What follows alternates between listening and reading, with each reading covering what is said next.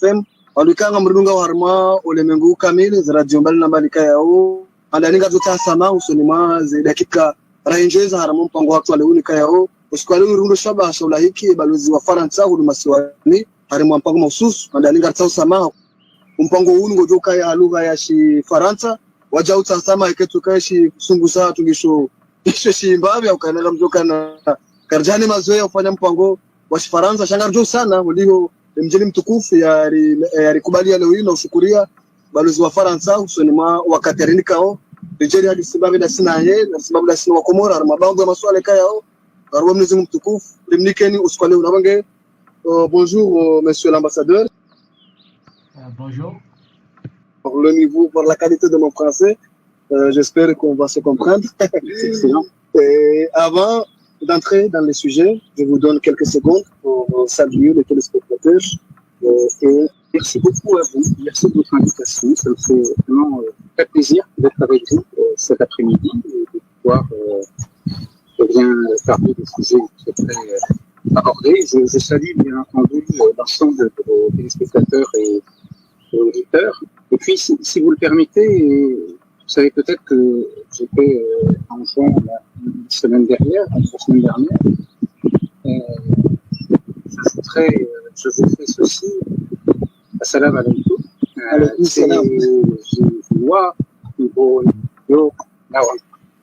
Maintenant, je ne vais pas forcer le talent plus longtemps parce que je crains que si je ne le fais pas en français, je n'ai pas beaucoup de choses encore à dire.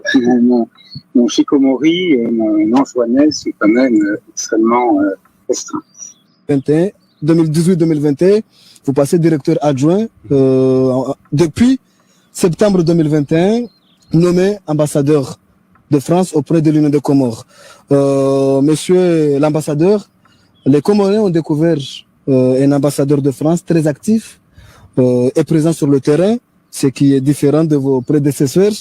Par exemple, on vous a vu en juin, la semaine dernière, à l'occasion de différents projets lancés là-bas. On vous voit souvent assister à des événements, que ce soit en Gazidja, à Moweli, en juin. Et pourtant, les Comoriens ne voient pas les contributions de la France dans leur quotidien.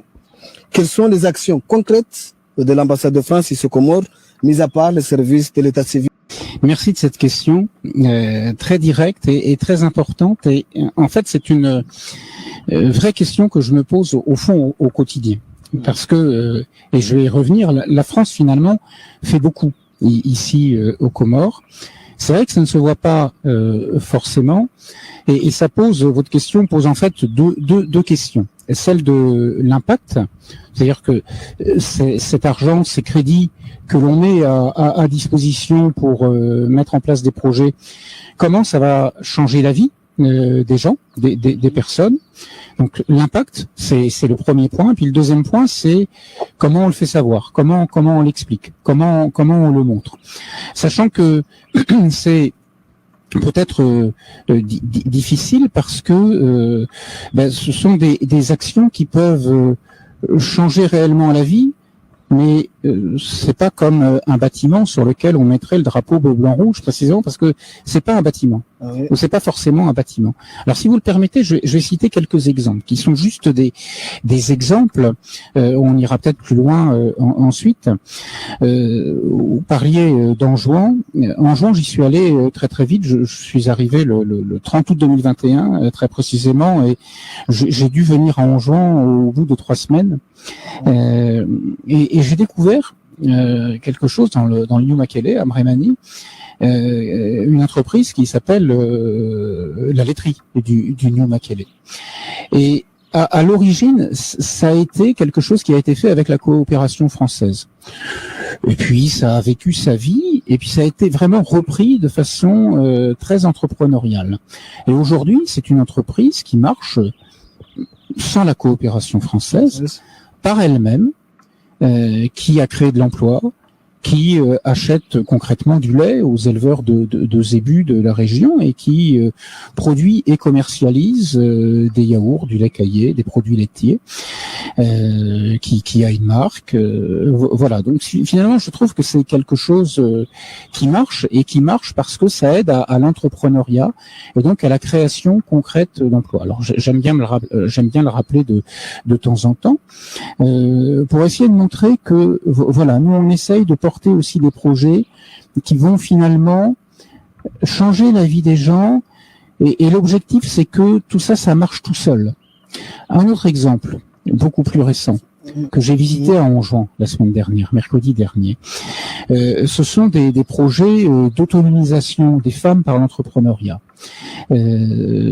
C'est organisé par une association que nous finançons et on essaye d'aider des femmes à renforcer leur niveau de vie, à renforcer leurs revenus par l'élevage de pintades, par l'élevage de caprins, par la culture aussi du gingembre.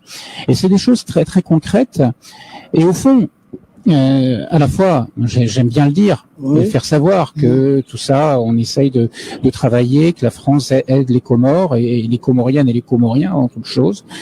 Ça peut ensuite s'oublier. Je pense que l'essentiel, c'est l'impact sur la vie quotidienne. Je pourrais citer d'autres exemples. Vous avez peut-être vu ce que la France, c'est l'État, c'est aussi les collectivités territoriales, c'est aussi les entreprises françaises.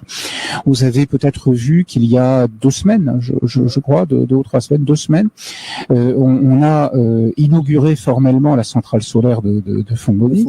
Et puis on a lancé on a posé non pas la première pierre, mais le premier panneau solaire de la future usine solaire, de la future centrale solaire, à Mitsamuli. Donc avec une société française qui s'appelle Innovi, une grosse expérience sur le continent africain notamment. Voilà. Et donc l'idée c'est de contribuer à ce que les Comoriennes, les Comoriens aient de l'électricité, une électricité propre et je l'espère une électricité à terme qui soit moins chère. Donc voilà quelques exemples. Alors tout ça dans le contexte de quelque chose dont je conçois que ce soit vécu comme quelque chose d'un peu théorique, mais en fait ça ne l'est pas. C'est ce qu'on appelle le plan de développement France-Comores, qui est doté de 150 millions d'euros, qui s'ajoute au reste. Aujourd'hui, on peut dire que la France a un portefeuille d'à peu près 200 millions d'euros en différents projets, que ce soit dans le champ de l'éducation, de la formation professionnelle, de la santé, de l'agriculture, de l'aide à l'entrepreneuriat, de l'aide, puisque c'est une partie de nos auditeurs sont sur le territoire français, sont des membres de la diaspora comorienne de France. On a un programme qui est un petit programme pour l'instant, mais d'accompagnement de la diaspora dans des projets entrepreneuriaux. Voilà un peu tout ce que l'on fait. Mais votre question, elle est centrale. Votre question, c'est la question des impacts et la question de leur démonstration à la Justement, concernant les millions d'euros d'aide adressés aux Comoriens, le Comorien lambda ne voit pas, le Comorien lambda ne le voit pas.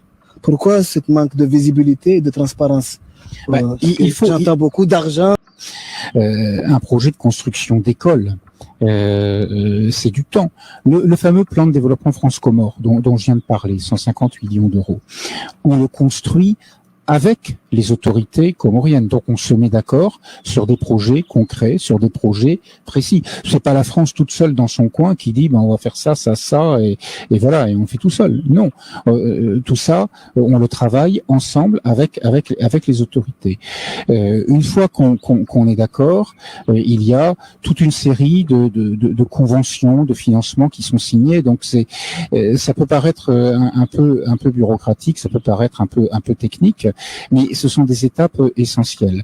Mais au bout du compte, ce sont des constructions réelles. Par exemple, j'étais là encore la semaine dernière à Anjouan, j'ai visité le chantier de l'école de Mridjou dans le New-Makele.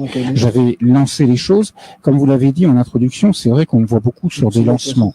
Mais c'est bien les lancements, mais moi j'aime bien les livraisons aussi. Et donc je suis allé voir l'état d'avancement du chantier.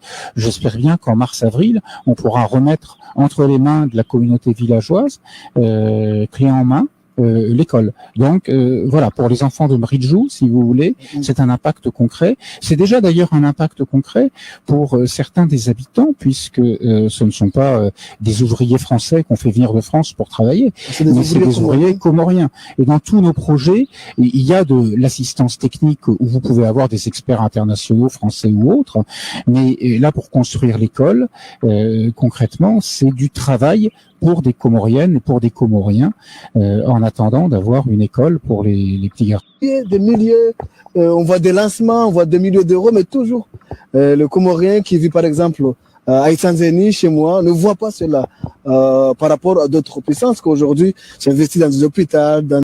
Il y a un enjeu de communication.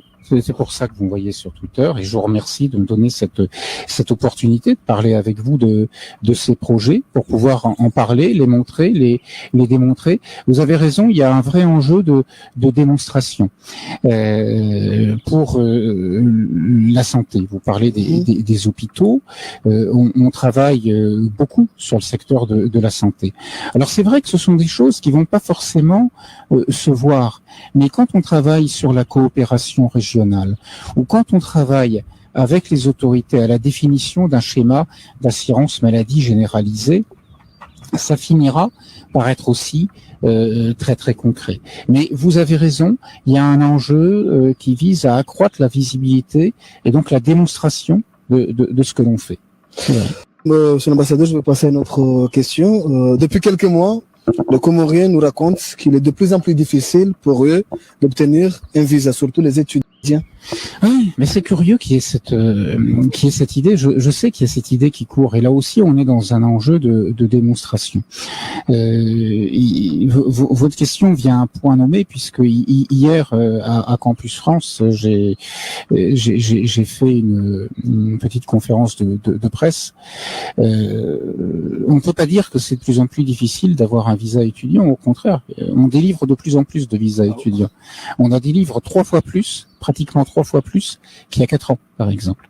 En 2018, de mémoire, on a dû délivrer un peu plus de 240 visas pour les étudiants.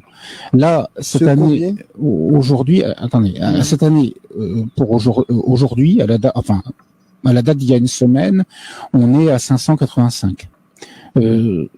On arrête les compteurs, si j'ose dire, au 31 décembre. Donc c'est pas fini. Donc vous voyez, on sera probablement un peu au-dessus de 600. Donc c'est quasiment 3 fois plus par rapport à il y a 4 ans.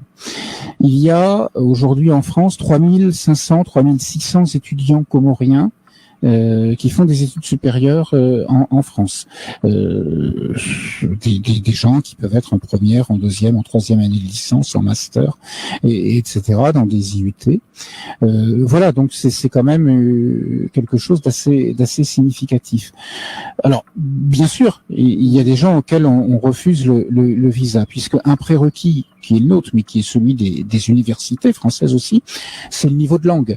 Et pourquoi? C'est pas pour embêter les gens. C'est pour réussir des études supérieures en France, c'est mieux d'avoir un bon niveau en français.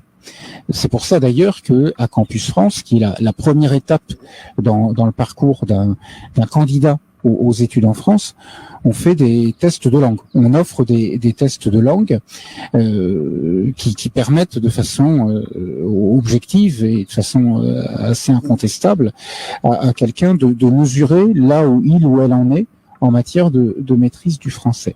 Ce qui permet à Campus d'ailleurs de jouer son rôle d'orientation. Donc je sais qu'il y a cette idée. J'en suis d'ailleurs au fond assez attristé, et merci de me permettre d'en parler, et c'est pour ça aussi que j'ai fait l'événement hier à Campus France pour expliquer un peu ce qui se passe. Oui, il y a des refus de visa. Justement, vous avez cité le Campus France. Oui. Quel est le rapport entre Campus France et l'ambassade de France? Parce que beaucoup des élèves crient que comprennent pas Campus France. Campus France, d'abord, prend pas tant que ça d'argent, puisque la première étape, c'est le test de langue.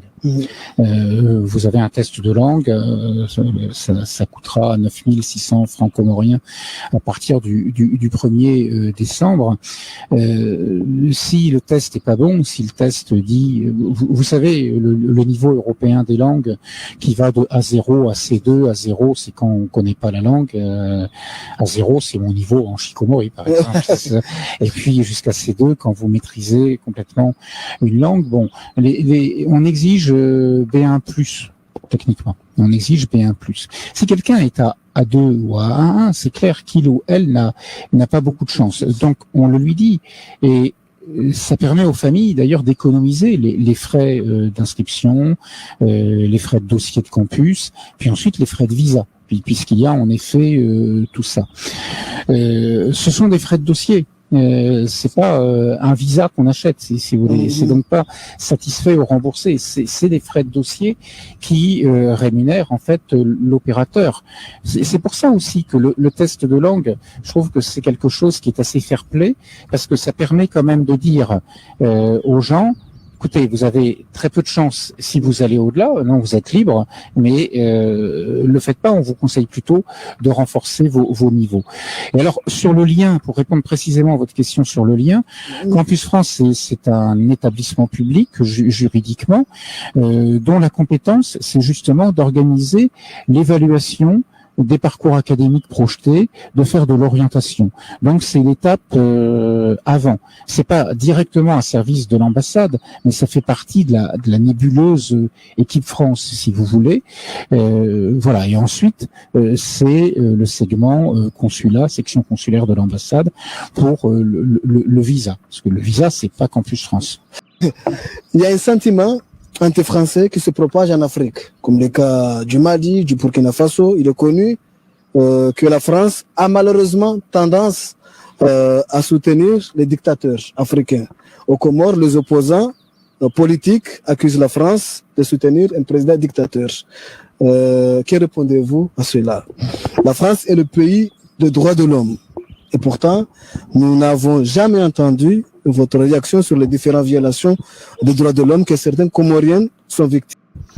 Alors, moi, je vais pas répondre dans les termes que vous utilisez. Première chose à dire, la France, mais comme tous les pays, entretiennent des relations diplomatiques avec un État, et donc on dialogue avec l'État et donc avec les autorités de cet État. Dans le cadre de ce dialogue, on évoque potentiellement tous les sujets, et on peut les évoquer de façon publique ou non public.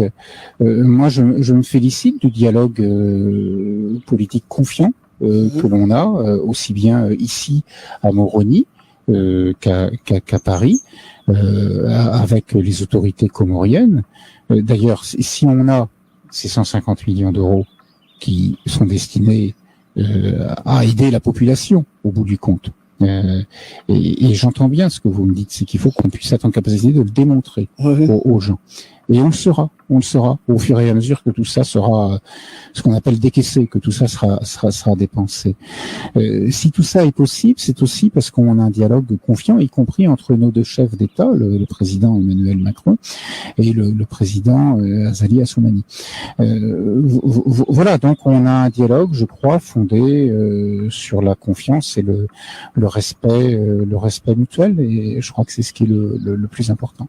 Watukufu wa RSM13 na Facebook FM andika yao mstamila ulidunga harma umpango mausu swatu hunu na shukuri balozi wa Faransa hunu masiwani yakubali ujibe maswala atu ngajota sama ukana ngesemono yesoke jakanje maku yotifote atokana omwenje urengo manu kaundori jihundrao sharika hanzari saneri mnike no mpango liwerenge miadi na ushukuria balozi wa Faransa na andikaundwa mzingiza ile mpango unu ikamili leo winu ngajunda shabasha tena rike kwazima naye jerijibu ajajibu maswala hatu amade mnazone saukana ngu hajibiwe na tena ngujo bamneze mtukufu rijeri karama mpango mraja bongo shukuri manama ngwabili sa bisufalibura nzede Omar Seka mpango unu ukabira nzia za direct harma 107 pour megahertz RSM13 na 88 megahertz anduka yao mkauri dunga harma radio umozindoni umalahoni ngatum shukuri na ushukuria balozi wa Faransa hamara ya saya yakubali ya jajibu maswala hatu na utasama ikatoka makalima ya jana hii au kutoka rongwa na harma baadhi ya masuala ukana yote wenza hatu ni mara handa rifanya mpango wa mada unu